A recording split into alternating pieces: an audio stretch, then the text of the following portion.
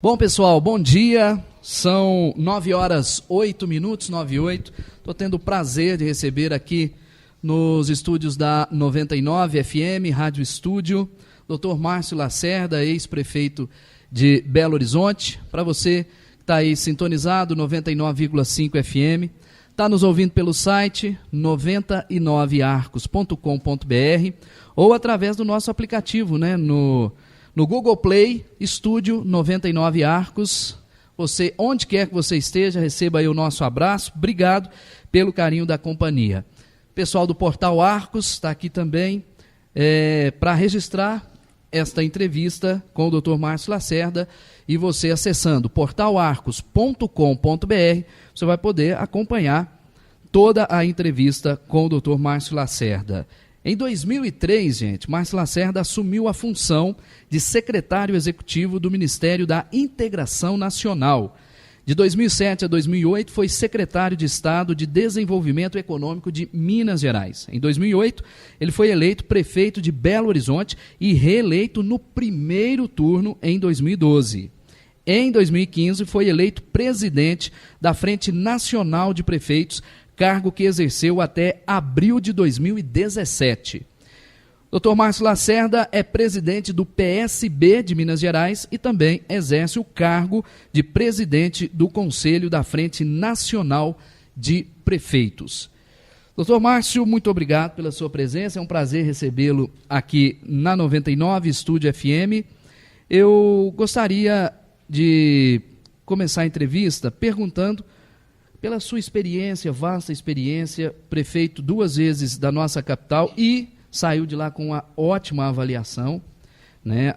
Os belo-horizontinos avaliaram muito bem a sua administração. Pela sua experiência, como é que o senhor avalia esse momento que nós estamos passando na política nacional? Bom dia, seja bem-vindo. Bom dia, Anderson, bom dia, ouvintes da Rádio Estúdio FM. Meu abraço também a quem acompanha o Portal Arcos. E eu estou muito feliz de poder estar aqui em Arcos hoje. Deve ser mais ou menos a cidade número 50 ou 55 que eu estou visitando aí nos últimos 2 a 3 meses, para conhecer mais a realidade de Minas Gerais, conversar com as pessoas, aprender, sentir como as pessoas estão vendo esse momento, vendo o futuro.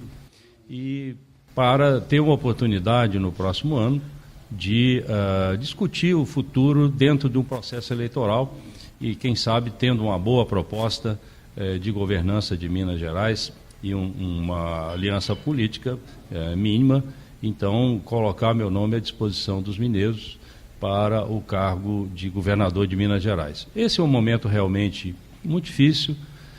A nossa boa gente mineira, né, sua imensa maioria de trabalhadores, de pessoas de fé, de pessoas que ainda têm, né, um patriotismo, amam o seu país, amam Minas Gerais, gostam de suas cidades e que querem ter um futuro melhor para seus filhos e seus netos. Estão realmente preocupadas, desesperançadas, não acreditando mais em partidos, em políticos. Esse é um sentimento geral. É preciso parar, pensar, refletir, porque, afinal de contas, nós não vamos conseguir nos mudar todos daqui para Miami, ou para o Uruguai, ou para Portugal. E continuaremos vivendo aqui, né? Temos as nossas famílias, as nossas empresas, os nossos empregos, o nosso trabalho. E, para isso, precisamos nos unir, conversar, refletir conjuntamente e ver o que podemos fazer de nós, brasileiros, mais felizes. Minas Gerais tem jeito, o Brasil tem jeito, as nossas cidades podem melhorar muito. E o exemplo que podemos dar é que nos últimos 20 anos, apesar de todos os malfeitos, a corrupção, a falta de transparência de muitos governos, o atraso, vamos chamar assim, no nosso sistema político eleitoral, sua própria decadência, apesar de tudo isso, o país avançou nesses últimos 20, 30 anos. Se você olha, por exemplo, Arcos, não só Arcos, a imensa maioria das cidades mineiras, em 20 anos, 25 anos, melhorou 50% o seu índice de desenvolvimento humano, né, que mede educação, saúde, renda. Estamos falando de média, mas a desigualdade também diminuiu. Nós Nós temos hoje muito menos pobres ou extremamente pobres que tínhamos há 20, 30 anos atrás. Mas poderíamos ter avançado muito mais. E andamos para trás, infelizmente, nos últimos 2 anos. Por quê? Porque o nosso sistema político, o nosso Estado brasileiro, quando a gente fala Estado, são os 3 entes da Federação: União, Estados, municípios e os poderes, né? Executivo, Legislativo, Judiciário e Ministério Público. Esse conjunto que forma o Estado brasileiro, né? Que deveria ser um Estado mais amado, vamos chamar assim, pela nossa nação, ele ficou um Estado muito pesado, muito caro, muito ineficiente, não entregando para a população algo equivalente ao tanto de dinheiro que consome. Esse é o grande problema do país hoje. A quantidade de gente que tenta trabalhar, que tenta produzir, é muito grande. O brasileiro é empreendedor, é trabalhador, é inovador. Você vê aqui na região quantidade de gente que começou do zero, com esforço, com trabalho, conseguiu organizar, produzir alguma coisa, gerar riqueza, gerar inovação e gerar emprego. Mas sufocado essa classe empreendedora por uma montanha de regulamentos, de exigências, de fiscalizações, de licenças que demoram meses, anos, muitos anos às vezes para saírem, para alguém produzir alguma coisa. E aí nós temos esse enorme aparato burocrático sufocando quem produz. E quem produz é que gera riqueza, que paga imposto e que sustenta essa máquina. Então nós precisamos mudar esse jogo. Eu acho que essa é a principal questão nesse momento, que aí já estão falando do Estado de Minas Gerais, né, porque é onde a gente pode atuar, que deveria ser um Estado mais coordenador, mais incentivador, mais organizador dos esforços para produzir mais, para gerar riqueza, mais progresso e mais trabalho. E o nosso Estado de Minas Gerais, nosso governo, não está fazendo isso como deveria fazer. Eu posso falar de cadeira, porque fui secretário de Desenvolvimento Econômico do governo do Estado. Quando passei por lá, um ano e meio mais ou menos, nós aprovamos, rapidamente, com licença ambiental, bilhões e bilhões, eu estou falando de muitas dezenas de bilhões, talvez uns 100 bilhões de reais de investimento no Estado, e conseguimos, fazendo isso, desburocratizando os processos. O Estado tem que ajudar as cidades e as micro-regiões a organizar, né, a sua geração de riqueza, e precisa atuar melhor na saúde, precisa atuar melhor, né, na educação. Mas o que eu queria dizer, pontuar, né, além desse ponto que eu falei, da questão do Estado como organizador do progresso, do desenvolvimento, é que nós precisamos olhar mais para as nossas cidades. Eu hoje sou um municipalista convicto, depois de 8 anos na Prefeitura de Belo Horizonte, ter essa função de presidente da Frente Nacional de Prefeitos. Hoje, 83% dos brasileiros vivem nas cidades. As cidades são, digamos, o espaço onde as pessoas vivem, conversam, debatem, discutem, e a nossa política ela deveria mudar a partir de uma mobilização das pessoas para discutir mais a sua própria cidade e entender que partido e eleição é consequência de uma discussão do que acontece onde a gente vive. Se nós tornarmos as cidades melhores, através de uma participação maior das pessoas, através dos conselhos, de presença maior na Câmara de Vereadores, nos debates com os secretários, nós tornaríamos o Brasil melhor. Mas o brasileiro não gosta muito de se envolver naquilo que não é do interesse imediato. Isso precisa mudar. Por outro lado, as cidades vêm sendo sacrificadas ao longo das últimas décadas por uma participação cada vez menor no bolo dos impostos totais do país. Ela vem caindo ano a ano, inexoravelmente, e os municípios, as cidades, recebendo cada vez mais obrigações, mais deveres. E isso é insustentável. E nesse momento de queda da arrecadação, de queda do emprego, da produção nacional nos últimos 2, 3 anos, foi uma tragédia na vida brasileira, as cidades estão sentindo, então, mais fortemente esse desequilíbrio entre recursos e demandas. Isso nos impõe a nós, né, habitantes das cidades, aos prefeitos, aos vereadores, aos municipalistas, impõe a nós uma obrigação política até de vamos chamar assim, de sobrevivência, de mudar esse estado de coisas. Os municípios precisam ter mais autonomia, precisam ter mais empoderamento, precisam ter mais recursos, naturalmente aqueles que demonstrarem que são eficientes, que têm uma população mobilizada, que tem transparência nos números da prefeitura, que não tem uma prefeitura inchada com cabide de emprego, que não tem corrupção, que tem um bom planejamento da cidade de 5, 10 ou 20 anos. E tudo isso é importante para que, tendo mais dinheiro, esse dinheiro produza um melhor resultado. Então, nós temos que lutar para que no próximo ano os nossos candidatos a deputados, senadores e governadores, etc., que assumam um compromisso de mudar a legislação já a partir de 2019, para que os municípios, quando a economia voltar a se ativar e ter mais arrecadação no governo federal, venha uma parcela maior de recursos para os municípios. E para isso, a Frente Nacional de Prefeitos está organizando, está indo em grupos trabalhando, e eu acompanho isso, que sou presidente do conselho lá, para aprovar no final de novembro já um conjunto de propostas de mudanças legais para ser submetido, então, às outras entidades de representação de municípios.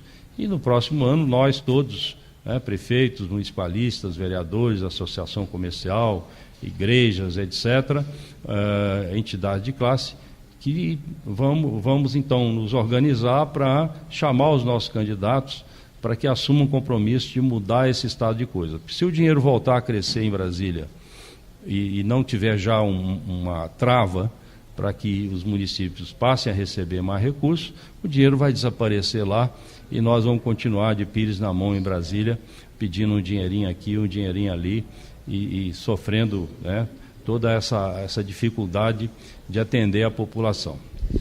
Doutor Márcio, no início da resposta o senhor disse da descrença que o povo está com os polícias. Eu gostaria de saber a sua opinião. É essa descrença que está levando o povo a eleger os Calil da vida, os Dória da vida, querer os Bolsonaro da vida? Seria essa descrença? Porque o político tem que se reinventar, na sua opinião, qual a sua opinião a respeito desse assunto? Bem, essa descrença, essa perda de credibilidade dos políticos, dos partidos, não é um fenômeno só do Brasil, ele é América Latina, América do Norte, Europa, etc. Temos exemplo lá nos Estados Unidos com a eleição do Trump. E isso impõe, a quem tem espírito público, a quem se preocupa com o coletivo, a entender que precisa de novos caminhos. A França elegeu lá uma pessoa totalmente nova, diferente, que por sua vez trabalhou para eleger um legislativo de muitas pessoas novas na política, muitas mulheres inclusive, para repensar vamos dizer, a forma de ter um Estado, ter um governo que faça uma gestão, uma administração mais próxima da população. Então, esse divórcio, esse distanciamento, ele é mundial. No Brasil, agravado pelo maior escândalo de corrupção da história do mundo, pelo que consta. Isso é realmente muito grave e mostra o nível de deterioração, de desrespeito, de partes da classe política em relação à população. E isso precisa mudar.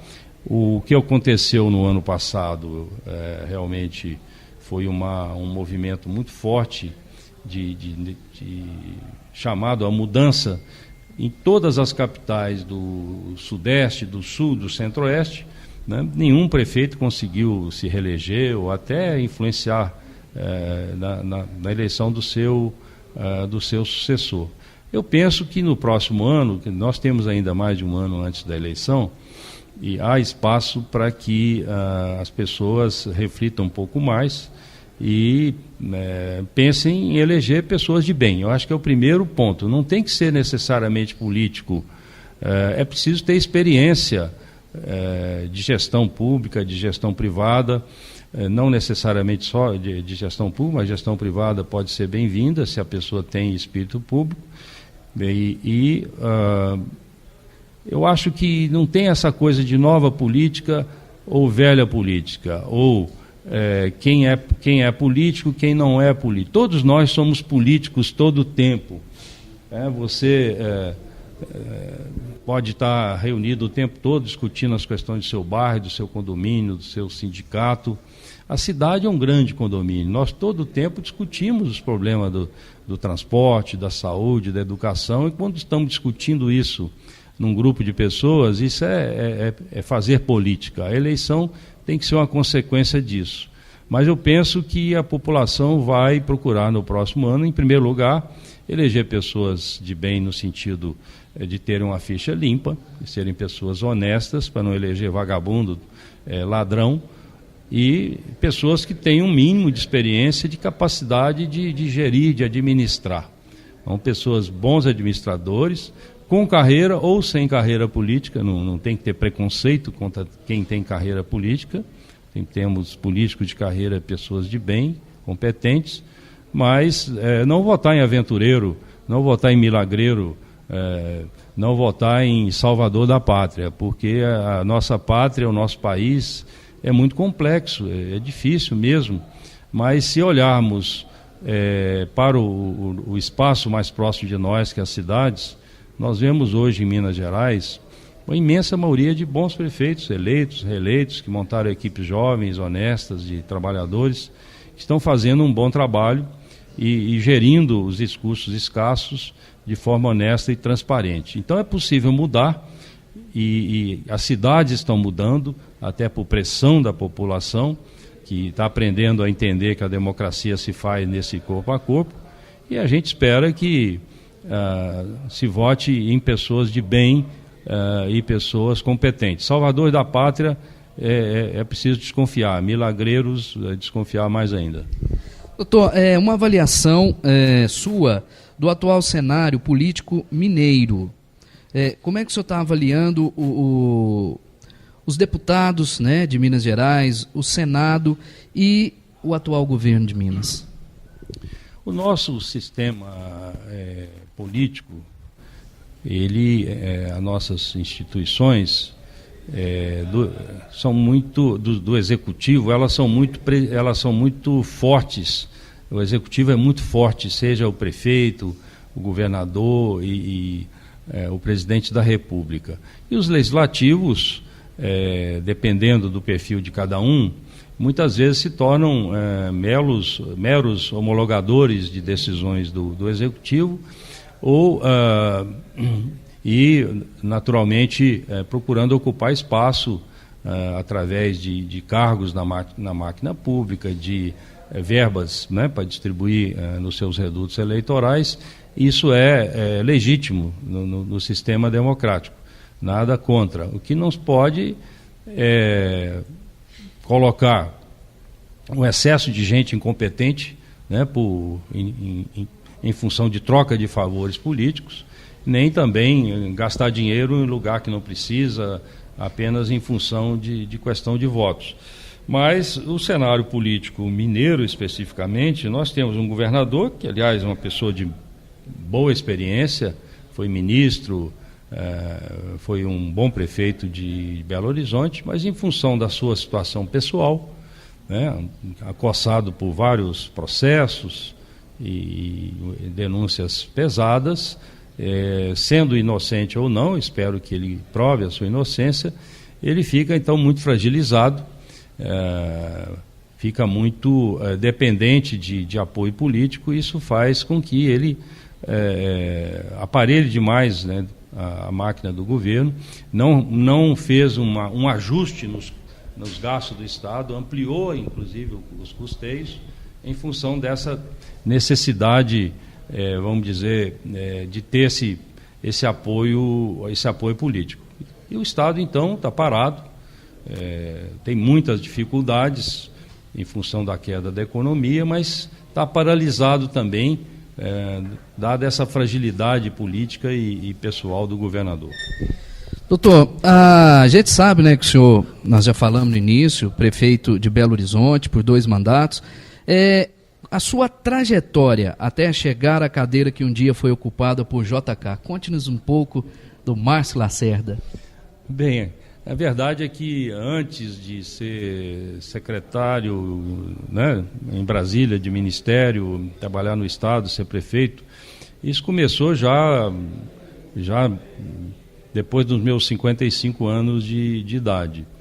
Dos 29 e 30, então, até os 55, eu fui empresário. Fui empresário, comecei pequenininho, mas numa área técnica, de tecnologia, de telecomunicações, num momento em que o país estava crescendo muito, né, os investimentos nessa área, e utilizando meus conhecimentos de técnico de nível médio, de administrador de empresas formado na UFMG, e eu pude, então, fazer crescer essa empresa nesses 25, 30 anos, no Brasil todo, no exterior.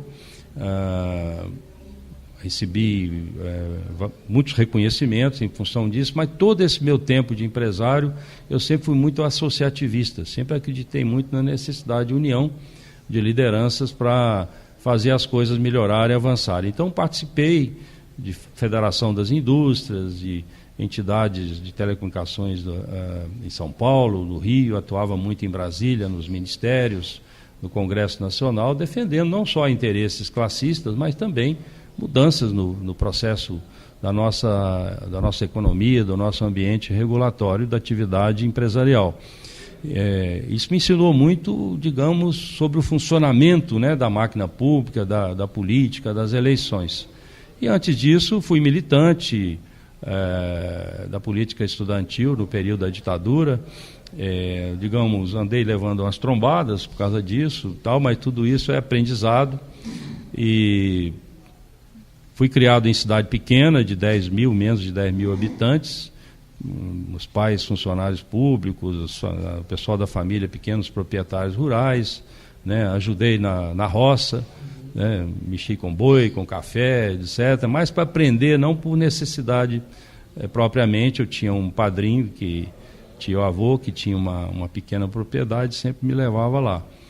Mas sempre com muito acesso à informação, à cultura, a família sempre incentivando muito a leitura, a atenção para o que acontecia na política, na vida nacional. Então, uma experiência de muitos e muitos anos, e sempre pronto para se juntar a outras pessoas de bem, para mudar o ambiente, para gerar riqueza, gerar melhoria na vida. E, como prefeito de Belo Horizonte, tive esse privilégio, como você disse, de sentar na cadeira que foi de JK, e pude colocar todos esses conhecimentos que adquiri ao longo da vida a serviço de uma administração de uma cidade de 2,5 milhões de habitantes, 50 mil funcionários, e conseguimos realizar muito.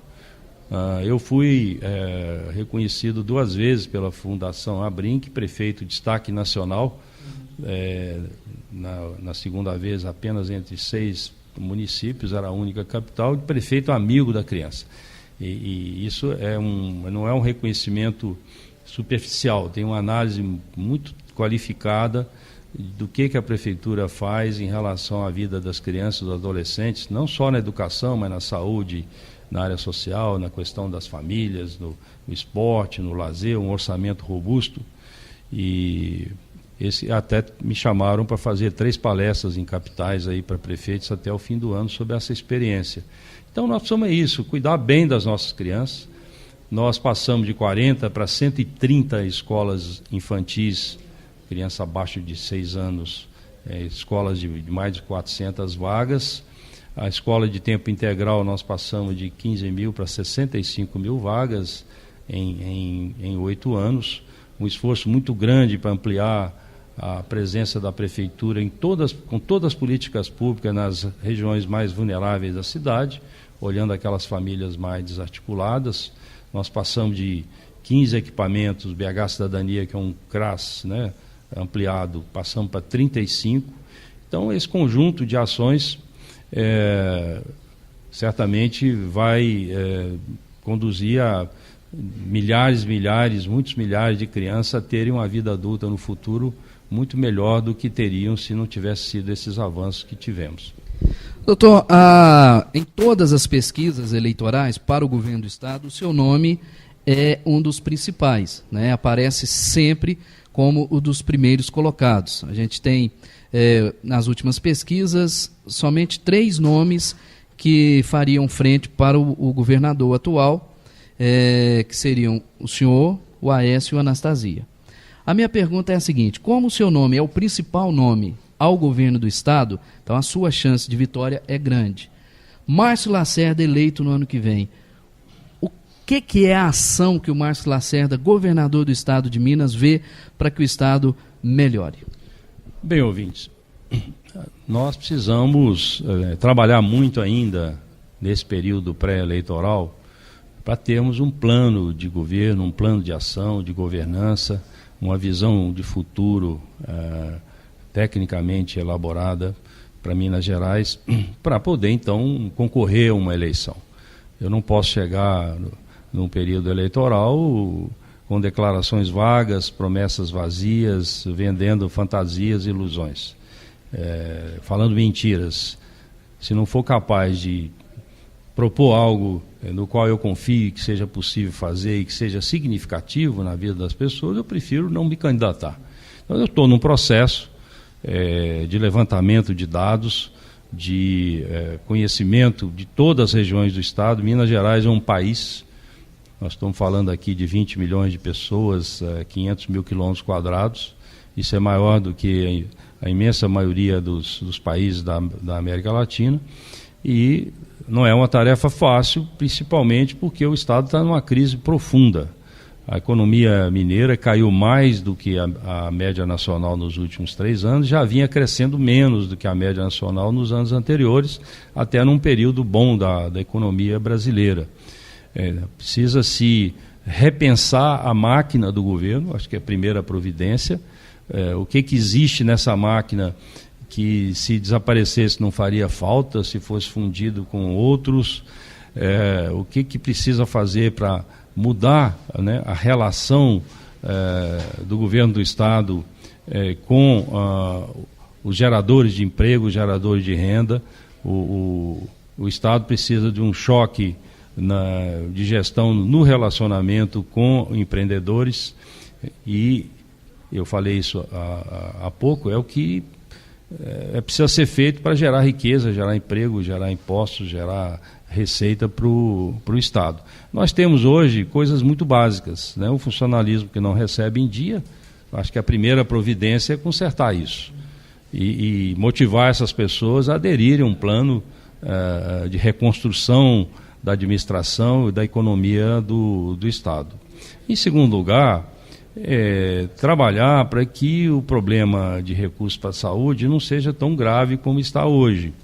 Os municípios estão muito sacrificados, tendo que buscar recursos que não têm, inclusive, porque são obrigados a tirar de outras áreas para socorrer a falta de recursos do governo do Estado, do governo federal. Então a gente precisa de um choque de confiança, de credibilidade, de esperança, mas baseado num plano, numa visão de futuro, num planejamento estratégico. Eu acho que isso é fundamental falar isso, porque nós conseguimos em Belo Horizonte fazer um plano, uma visão de futuro de 20 anos, o que nos permitiu em 8 anos avançar muito.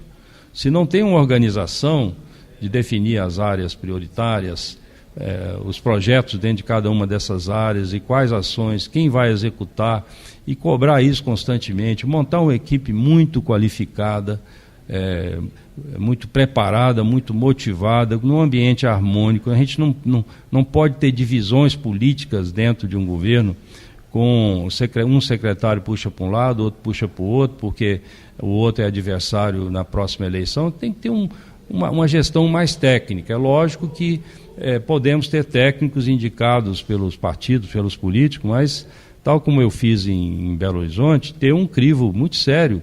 E esse conjunto, vamos dizer, de indicações para a máquina pública tem que ser no máximo 1/3. Acho que nós temos que ter um um terço de técnicos qualificados trazidos de fora de governo, um terço de pessoal de carreira muito qualificado e um terço por indicações políticas. Se o loteamento for feito como o atual governo fez, não funciona, não dá mais para continuar com esse tipo de troca de favores, visando simplesmente o próximo ano, a próxima eleição, e aí o progresso não vem, a administração não avança e a gente mata a esperança do povo. Doutor, para encerrar, aqui em Arcos, o senhor já tem definido as lideranças que vão estar com o senhor para o governo, ainda está em fase de definição, e gostaria que o senhor falasse também da pauta que o senhor vai estar falando lá na Câmara daqui a pouco. Bem, nessas andanças a qual me referi há pouco, né, nós estamos percorrendo todo o estado e vamos continuar toda semana viajando. Como eu disse, o nosso objetivo é entender a realidade econômica, entender a realidade econômica do ponto de vista regional, mas também setorial, né, em cada setor da economia, e conhecer pessoas. Quando falamos de conhecer pessoas, falamos não só de conhecer prefeitos, vice-prefeitos que nós não conhecemos, vereadores, dirigentes partidários, pessoas que participaram de eleições passadas e não se elegeram, mas também as lideranças da chamada sociedade civil, as lideranças empresariais, religiosas, sindicais, do terceiro setor, etc. E identificar nessas pessoas aqueles que nos ajudarão a, inclusive, escrever um projeto de governo, do ponto de vista da sua região, dos seus setores, integrados no Estado. Então, quando visitamos cidades, nós procuramos sempre ter contato com a classe política, com os gestores públicos, mas também com entidades de classe e todas essas áreas que eu te falei. Aqui nós temos bons vereadores do PSB, né, pessoas identificadas conosco, e ao longo do tempo, naturalmente, tendo uma proposta para o futuro, nós vamos discutir com as lideranças de outros partidos, mesmo aqueles que no momento não estejam identificados com o nosso discurso, e construir, então, alianças políticas possíveis, porque ninguém é candidato a si mesmo. Então, nós temos que ter primeiro um movimento de opinião, né, das lideranças da sociedade como um todo, não a estruturada em partidos ainda, e depois conversar com os partidos. Muito bem, eu quero agradecer, né, o doutor Márcio Lacerda, e agradecer também ao vereador Luiz Henrique, doutor Luiz Henrique, por ter nos confiado, né, ao Portal Arcos e à Rádio Estúdio receber e passar para o povo de Arcos, né, o que é o doutor Márcio Lacerda, ex-prefeito de Belo Horizonte e pré-candidato ao governo de Minas Gerais. E agradecer muito a sua presença e dizer que no futuro governo do Márcio Lacerda, o que for de bom para a população, pode contar com a Rádio Estúdio. Muito obrigado, obrigado à Rádio Estúdio, ao Portal Arcos por essa oportunidade, e dizer que eu confio muito no futuro, porque a situação de crise tira um pouco da acomodação as pessoas de bem, porque sabem que se não se mexerem a situação não vai melhorar, e o principal movimento das pessoas de bem é convencer outras pessoas de bem a votarem em pessoas de bem no próximo ano. Não votar em bandido, não votar em ladrão, não votar em gente que não presta.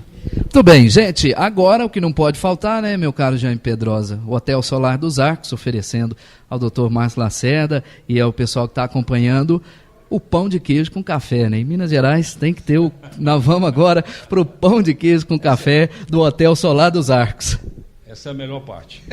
Um grande abraço ao pessoal da 99, nós vamos continuar com a nossa programação normal, e a você do Portal Arcos, obrigado por acessar portalarcos.com.br. Um abraço.